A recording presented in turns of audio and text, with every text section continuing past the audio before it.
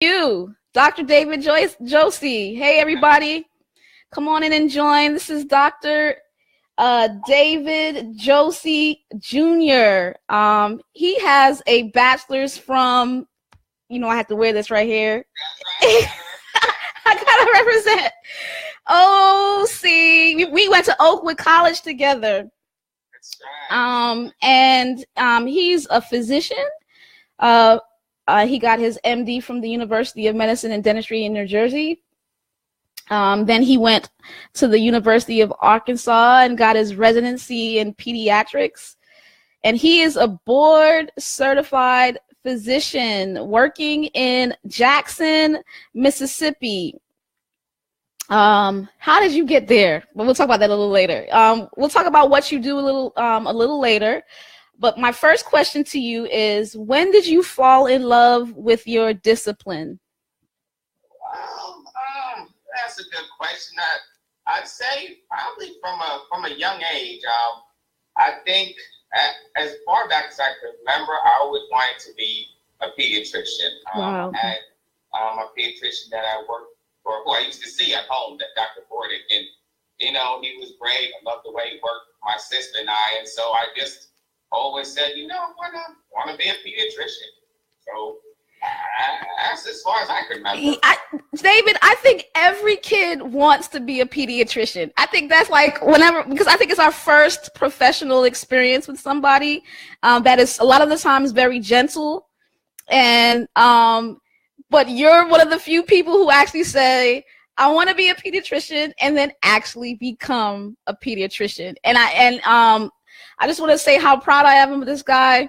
I went to Oakwood with him, and he's just not your typical pre-med students. I'm just gonna be real. Like, we're from the Northeast. Look at him. Look at his office. Those are Jordans in the back of him. That's a couple. I mean, that's a couple way to work. That's important. Where's from? And what I love about David, what I love about him is that, David, I feel like you didn't have to not be you. You stayed you're still you, and you succeeded being Mr. David Josey. And don't get it twisted. I remember when I would study, I go into the library, David. I remember this about you. I remember going to the library and going into the back corners right there, and this dude was studying. You had to do it, so it paid off. It paid off, yeah. So what tools did you use to discipline yourself? That's a good question.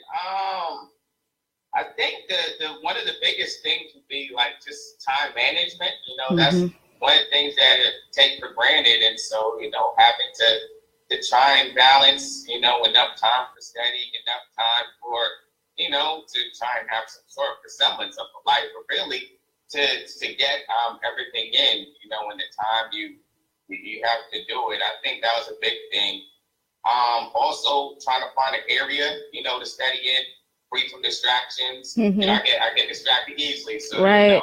That was a big part. And then I think just further on, study groups. That definitely helped as I got further along with in different classes and stuff. And then even tutors got a lot of help with some classes, microbiology, stuff like that. So I think those were some of the things that definitely helped. Yeah, okay. So the reason why you were in the cut is because you did not, because what I would do is I needed to walk around. So I would distract him, but I would go back to my seat, right? So the way I studied was I couldn't study for 3 hours straight. So I would sit, study for a half hour, then walk around the library and say, hey, and I would always see David, in the cut, and then I would go do my thing. So, okay, that's what you did. You went off into the corner so that you wouldn't get distracted. Oh. Yeah, there's a lot of distractions. Local university.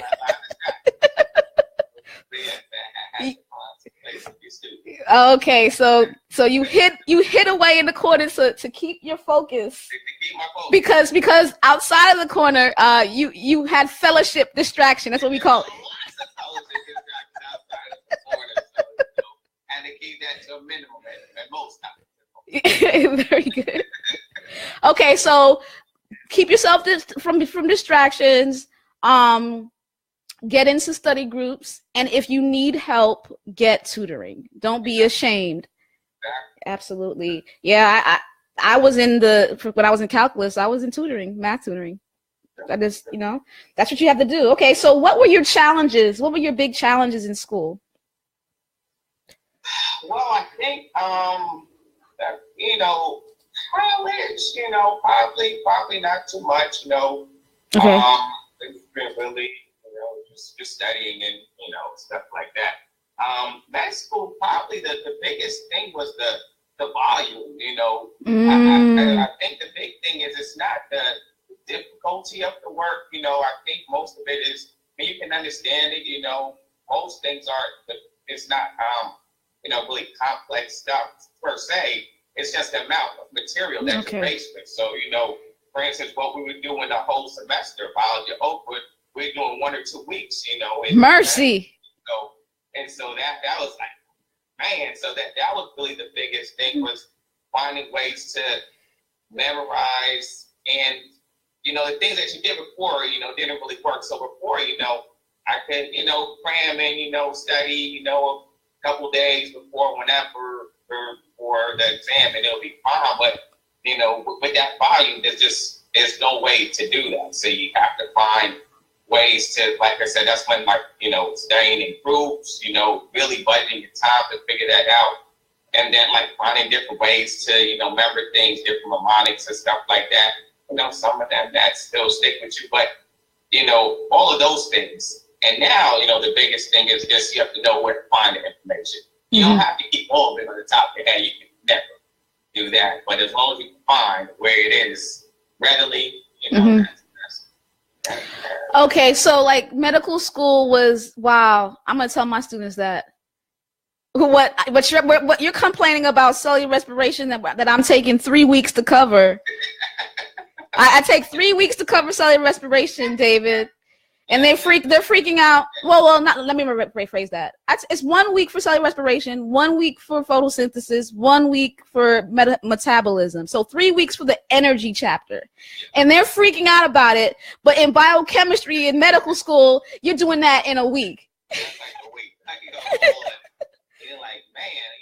I thought I was good. I was like, I did biology, we had anatomy there, we had the lab, so I really felt like I was prepared. And I was like, man, this is serious. I was like, oh, wow.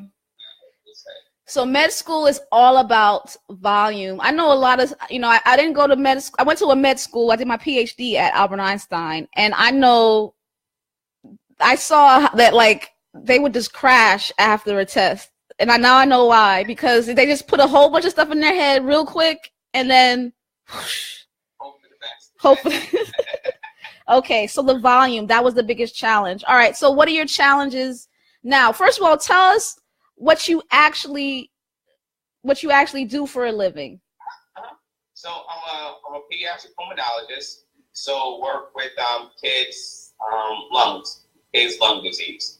And so there's 4 of us here at the University of Mississippi. It's a university hospital. Okay. And so, typically work with that.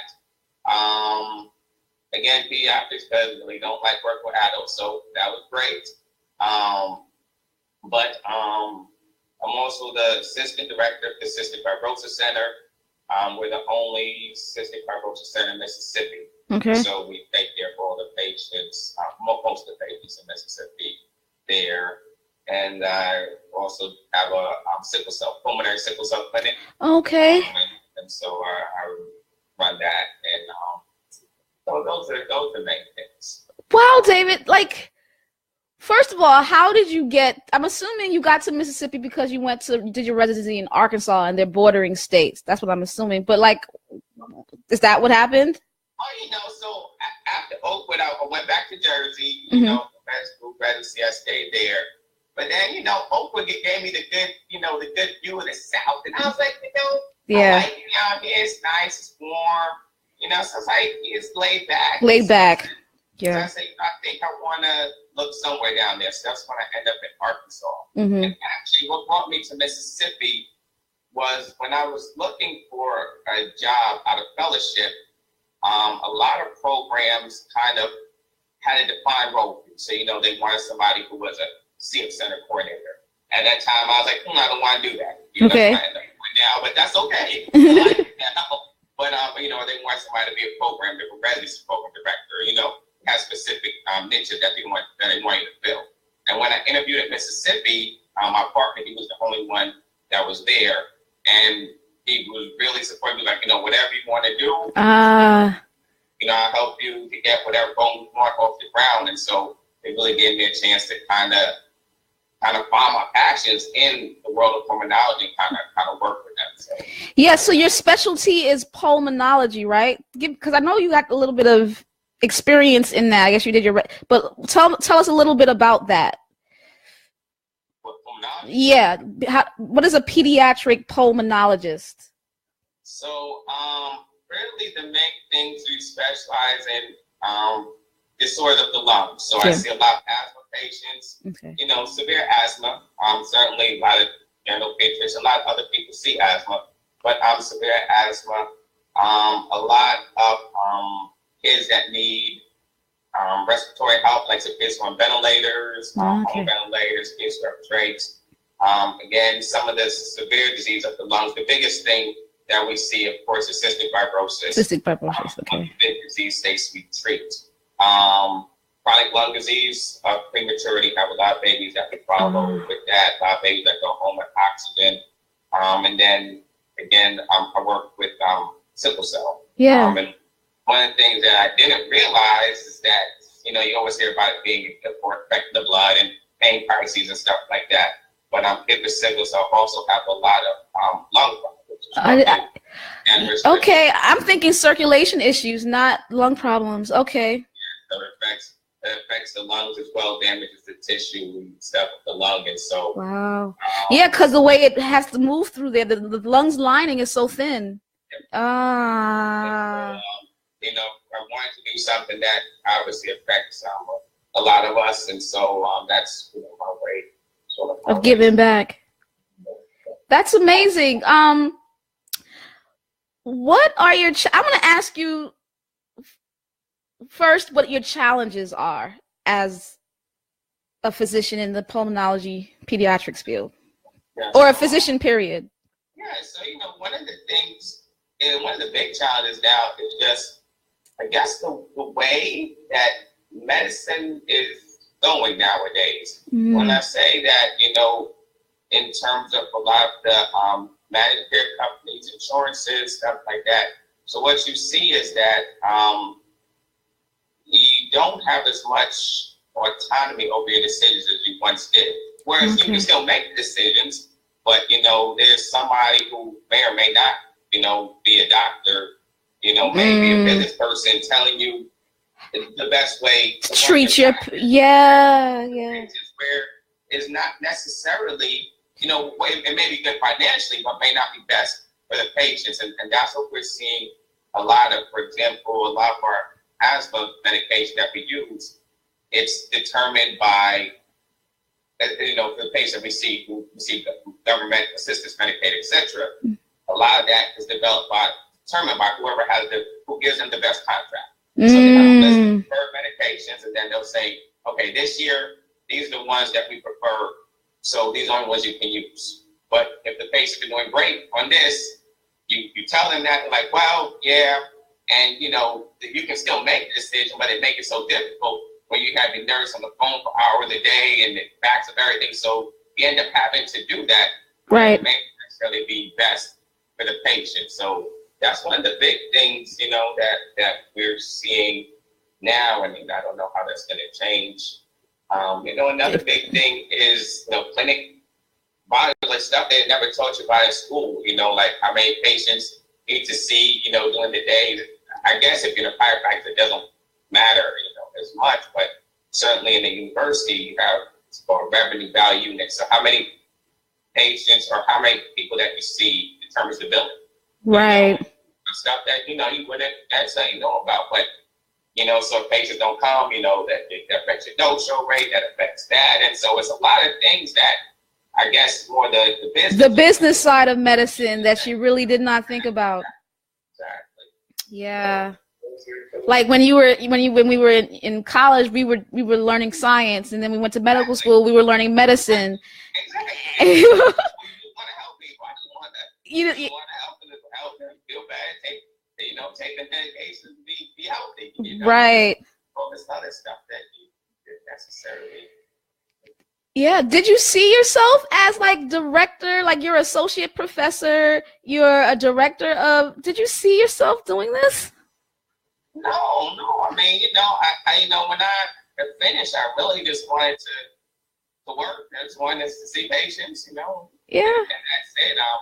But a lot of that, kind of, some of it is need, and some of it, I feel like a lot of things you don't know till you get there. Like if you had told me, when I was in, for example, when I was in fellowship, I worked with some, said if I go to patients, I was like, yeah, they're okay. But, I never saw myself, doing that. And when I came here and started working with the director here and working with patients here, and I was like, no, I don't like this. Look, I like this. Yeah, this is good. And, you build different relationships with different people.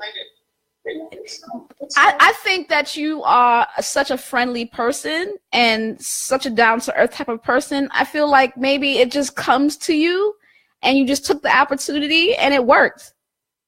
It worked. And I think that's so important because you can be as smart as you want. You can know all the things you want. If you don't really know how to network with people, be friendly with people, and if you're not open, if you're pretty like narrow-minded, these kind of opportunities may miss you. So the fact that, I think the reason why you're doing all these things probably is just because you were open. Yeah. All right, last question.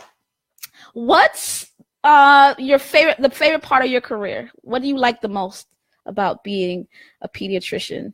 Honestly, just working with the children. Okay. It's like, even if you're having a bad day and you're mad at everybody, you're like, I don't want to talk to anybody. You come in the room and you see the kids and they're cute, they're playing. You can't be mad at the kids. Right. It's great. And the big thing, the other reason why I like peds is because a lot of times parents may not necessarily do things for themselves. So the doctor tells you to take your meds, and you may do it, you may not. Right. But most parents are willing to do that for their children. We still have some issues with that, but for the most part, parents want to be right by their children even more than they'll do, for themselves. So that's a good part. And then like the relationships that, you build with family. I've been down here for 5 years. I'm in Mississippi, and, I've been to graduations, I've been to patient funerals, unfortunately, engagements, and so you kind of build these relationships with the families. You see them, multiple times, maybe 4 times a year, more if they're sick, or have strong bonds with some of the families. Wow, that's a good point, David. I really never thought about the bonds that you built. I think pediatricians, for the most part, really are the most the most commonly known doctors that build relationships with their patients that last long. Like I remember my pediatrician, Dr. Gosley, till this day. He would have all of our pictures. When you go into his office, you just see kids' pictures everywhere. And that's a good point. Like you build relationships with them. And I never would think that she would go to a funeral. That's a good point. I don't think the heart surgeon is going to the patient's funeral. You know what I'm saying? But I could see pediatricians doing that. And I definitely could see Dr. David Josey doing that. I could definitely see you doing that.